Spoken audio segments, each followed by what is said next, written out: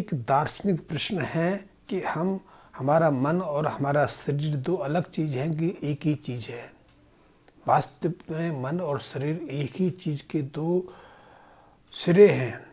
एक सिरे पर हमारा मन पर है तो दूसरे सिरे पर हमारा स्थूल शरीर है। यदि हम मानसिक रूप से पीड़ित रहते हैं, दुखी रहते हैं, तनावग्रस्त रहते हैं तो उसका सीधा सीधा प्रभाव हमारे शरीर पर पड़ता है। इसलिए जो मानसिक रूप से परेशान रहते हैं वो ज़्यादा थके हुए, निर्मल, कमज़ोर भी रहते हैं और उनके जो शारीरिक प्रभाव में, ओजस्वता में गिरावट आती रहती है और ऐसे लोग आगे चलकर कई तरह की बीमारियों का शिकारी बन जाते हैं। या फिर इसके दूसरे रूप से देखें कि यदि हम बीमार हैं, दुखी हैं, पीड़ित हैं, दर्द से कराह रहे हैं, अभावता का शिकार है, अपमानित हैं, तो इसका सीधा सीधा प्रभाव हमारे मन पर पड़ता है और मन इनके कारण असरदार कष्ट झुकता है। जैसे मन और शरीर एक दूसरे से संबद्ध हैं, एक दूसरे से जुड़े हुए हैं, उसी तरह ज्योतिषीय दृष्टि से देखा जाए तो ग्रह हमें प्रभावित करते हैं और हम ग्रहों को प्रभावित करते हैं। ग्रह कैसे प्रभावित करते हैं ये प्रश्न सामान्यतः पूछा जाता है और इसीलिए लोग कहते हैं कि ज्योतिष अंधविश्वास है, इसके पीछे कोई वैज्ञानिक तत्व नहीं है कि पृथ्वी से करोड़ों किलोमीटर दूर स्थित ग्रह हमें कैसे प्रभावित कर सकते हैं। ये प्रश्न हमारे सामने प्राय रखा जाता है, लेकिन इसको भी हम सहजता समझ सकते हैं कि सूर्य हमारी पृथ्वी से करोड़ों किलोमीटर दूर है, लेकिन सूर्य यदि अपना ताप कुछ अंश घटा ले, सूर्य अपनी रश्मियों को कुछ समय के लिए रोक ले तो पृथ्वी से, संसार से जीवन को तिरोहित होने में समय नहीं लगेगा, क्योंकि सूर्य का यही ताप, यही प्रकाश हमारी पृथ्वी पर जीवन का उद्भव स्रोत भी है। इसी से हम ऑक्सीजन ग्रहण करते हैं, जीवनी शक्ति हमें इसी से मिलती है, हमारा जन्म मरण इसी से संबंधित है। सूर्य की बात ही क्यों, हम जो चंद्रमा की बात करें, चंद्रमा तो सूर्य की तुलना में हमारे बहुत निकट है, इसीलिए चंद्रकलाओं का हमारे मन के ऊपर बहुत गहरा प्रभाव पड़ता है। चंद्रकलाओं के अनुसार ही हमारे मन में विचार उठते और शांत होते रहते हैं। चंद्रकलाओं का हमारे शरीर के जो तरल है, तरल संरचना है, उसके साथ बहुत गहरा संबंध है और तरल के मामले में देखें तो हमारे शरीर का 80% हिस्सा तरल से बना है। हमें जो हड्डियों के रूप में कठोर जो हमारी शारीरिक संरचना दिखाई देती है, उस हड्डी के अंदर भी 70 से 78% जलांश रहता है, तरल रहता है। मस्तिष्क की बात करें तो मस्तिष्क की संरचना करीब 90% तरल से निर्मित है और खून में तो 98% 98% तरल और जलांश रहता है। हमारी जो जो स्नायु तंत्र का है, नर्वस सिस्टम के जो कोशिका हैं, वो भी इसी तरह से निर्मित हैं और ऐसे तरल पर चंद्रमा का बहुत गहरा प्रभाव पड़ता है। इसीलिए चंद्रकलाओं के साथ हमारे मानसिक सोच विचार में, हमारी जो मनोस्थिति में निरंतर बदलाव आता रहता है। पूर्णिमा के आसपास हमारे अंदर दूसरों के प्रति प्रेम, सौंदर्य और लगाव का आकर्षण बढ़ता जाता है, तो अमावस्या के आसपास हमारे अंदर राग, विकार, हिंसात्मक या पशुता की प्रवृत्ति बढ़ती जाती है। ये सामान्य बातें हैं और वैज्ञानिक रूप से ये प्रमाणित होने लगे हैं। मैंने 2 ग्रहों की बात की, इसी तरह अन्य ग्रह भी हैं। बृहस्पति अपना प्रभाव डालते हैं, शुक्र अपना प्रभाव डालते हैं, मंगल हमें तेज देता है। मंगल है तो मांगलिक कार्य, लेकिन यदि मंगल अशुभ प्रभाव से लिए हो तो वही मांगलिक कार्य अमांगलिक कार्य बन जाते हैं। ये मैंने छोटी सी परिभाषा दी कि हमारे ग्रहों के साथ कितना संबंध है। वैसे ये विषय बहुत विस्तृत भी है, लंबा भी है, इस पर मैं आगे बात करता रहूँगा। और ज्योतिष की जो व्याख्या है इन्हीं ग्रहों के आसपास है, क्योंकि इन्हीं ग्रहों से, तारों से फिर पूरी ज्योतिष की संरचना होती है। 9 ग्रह हैं, 12 राशियां हैं, लेकिन इन 12 राशियों में जो हमारे अंतरिक्ष में तारामंडल है और तारामंडलों से जो समूह निर्मित होते हैं वो राशियों का निर्माण करते हैं। और इसीलिए हमने 27 नक्षत्रों का, 28 नक्षत्रों का चुनाव करके अपने जीवन के साथ ज्योतिष के साथ संबंधित स्थापित किया है। वैसे तो हमारे आकाश मंडल में अरबों खरबों की संख्या में तारे हैं, लेकिन उनमें से हमने या हमारे पूर्वजों ने, हमारे विद्वान ज्योतिषाचार्यों ने 27-28 नक्षत्रों का चुनाव किया है जो विशेष आकृति निर्मित करते हैं। नक्षत्र के रूप में वो हमें बहुत सीधा सीधा प्रभावित करते हैं। उनका संबंध भी ऐसे ही है जैसे कि मैं उदाहरण स्वरूप समाऊं, जिस कमरे में, जिस मकान में आप रहते हैं, मकान आपसे प्रभावित है क्योंकि मकान आपकी प्रतिष्ठा का, आपकी हैसियत का, आपकी समृद्धि का, आपकी ओजस्वता का प्रतीक है। आप बड़े वैभवशाली मकान में रहते हो तो आप उस श्रेणी में शामिल हो जाते हैं। आप गरीब की झोपड़ी में रहते हो, कच्चे मकान में रहते हो, मिट्टी के मकान में रहते हो, तो आपकी जो पद प्रतिष्ठा घट जाती है, चाहे वो आपके लिए ज़्यादा सुखद हो, ज़्यादा सुरक्षित भी हो।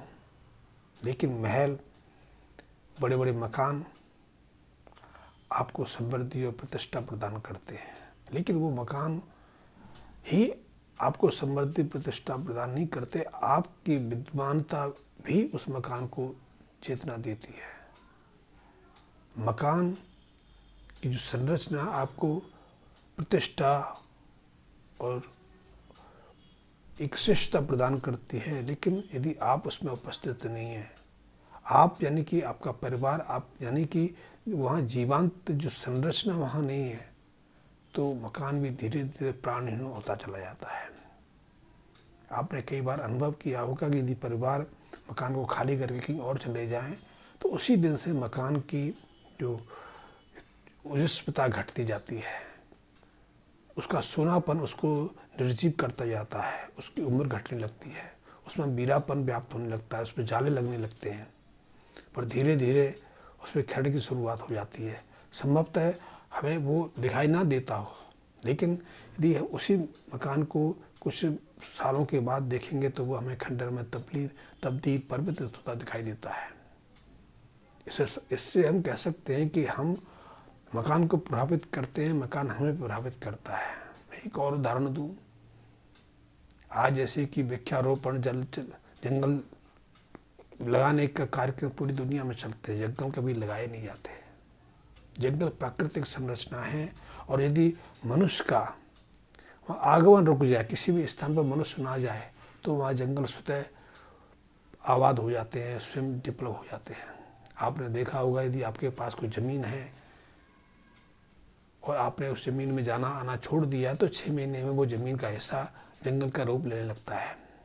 आप वृक्षारोपण के रूप में कुछ वृक्ष वहाँ रोपित करते हैं, वृक्षों को कुछ किस्में आप लगाते हैं, और वो किस्में भी कुछ विकसित होती हैं, कुछ मुरझा जाती हैं, कुछ नष्ट हो जाती हैं। लेकिन जिस स्थान को आपने छोड़ दिया, वहाँ बिना आपकी उपस्थिति, आप वहाँ खाद नहीं डालते, पानी की व्यवस्था नहीं करते, कोई सुरक्षा नहीं देते, सिर्फ आवागमन रोक गया, आप भी नहीं जाते तो पशु पक्षी भी नहीं जाते, लेकिन वही स्थान विभिन्न वनस्पतियों से, विभिन्न तरह के पेड़ों से आबाद हो जाता है, वह जंगल निर्मित हो जाता है।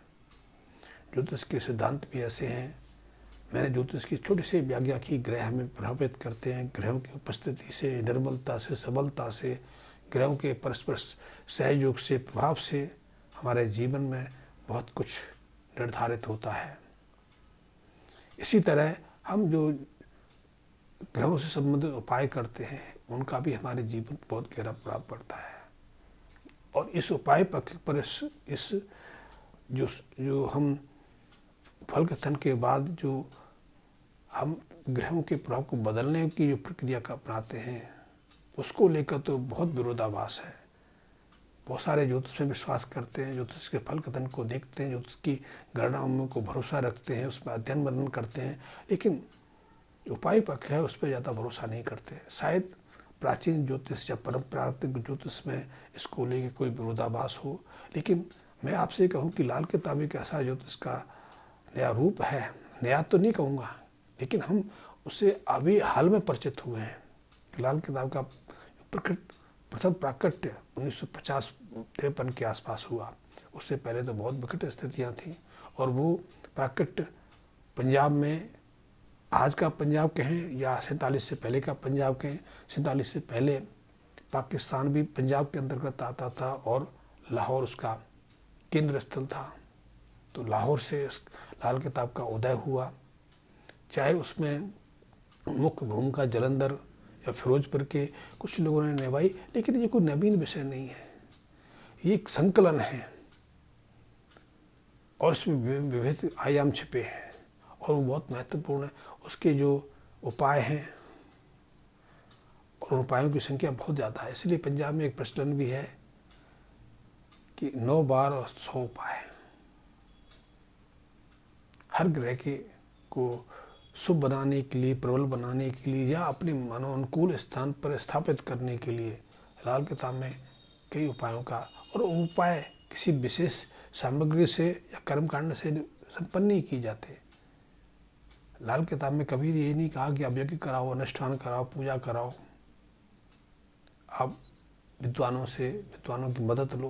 लाल किताब कहते हैं कि आपने कुछ नहीं करना, जो कारक वस्तुएं हैं उनका आपने एक सुनिश्चित तरीके से उपयोग करना है।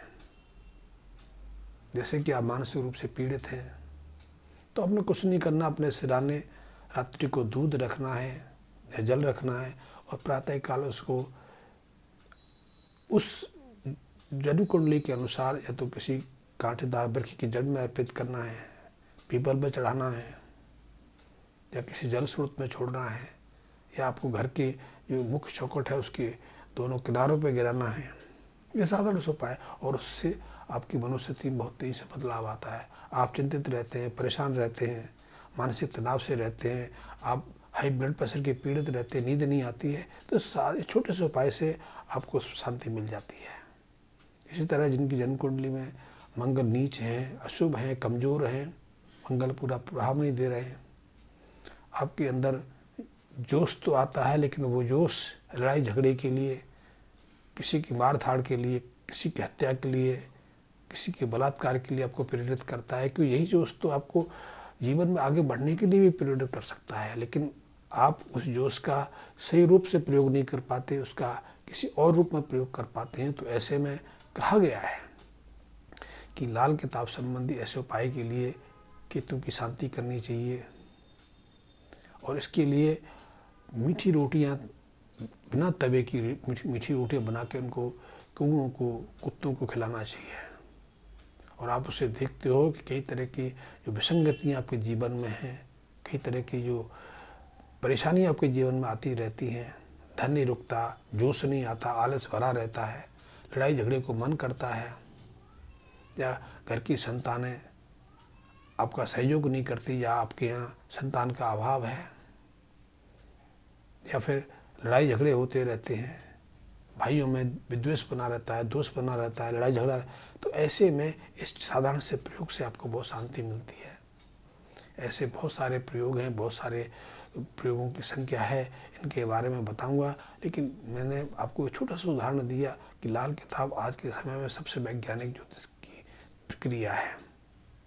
इसमें आपको कोई महंगे उपायों की ज़रूरत नहीं है, कोई महंगे विद्वान कर्मकांडी ब्राह्मण की आवश्यकता नहीं, आपको लाखों रुपए के नग पहनने की आवश्यकता नहीं।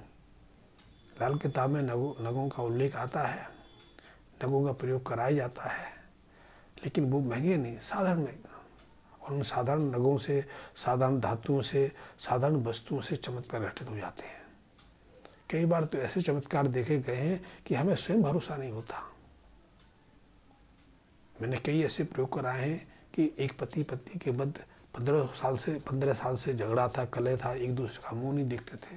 एक साधारण सा उपाय कराया कि स्त्री को कहा कि नीले जो रंग के पुष्प होते हैं वो गंदे नाले में उनको फेंकवाया, डलवाया, और आपको आज जानकर आश्चर्य होगा, इस साधारण से उपाय से, इस साधारण से उपाय करने मात्र से उनके 15 साल का कलह का जो पीरियड था, जो एक दूसरे की शक्ल देख के एक दूसरे का नाम सुनने को तैयार नहीं थे, उनकी गृहस्थी सिमट गई, टूट गई थी। क्योंकि आज तो तलाक लेना बहुत सहज हो गया है, लेकिन बात 15 साल पुरानी है, 20 साल पुरानी है। उस समय तलाक भी इतनी सहजता से हम लेने को तैयार नहीं होते थे, हम अपने रिश्तों को खींचते रहते थे, शायद किसी मुकाम पर, किसी पड़ाव पर जाके फिर हम जुड़ जाएं।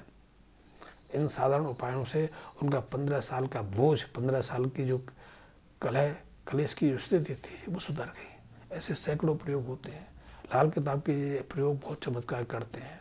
लोगों की नौकरी छूट जाती है तो नौकरी लग जाती है, किसी की आर्थिक स्थिति कमज़ोर है, धन आगमन नहीं होता है, या कोई बच्चा, कोई व्यक्ति किसी केस में, मुकदमे में जेल चला गया है, फैक्ट्री चल नहीं रही, दुकान बर्बाद हो गई, दुकान पर ताले लग गए, मकान विवाद में घिस गया, और उन सबको सहजता से हम सहजता से प्राप्त कर लेते हैं।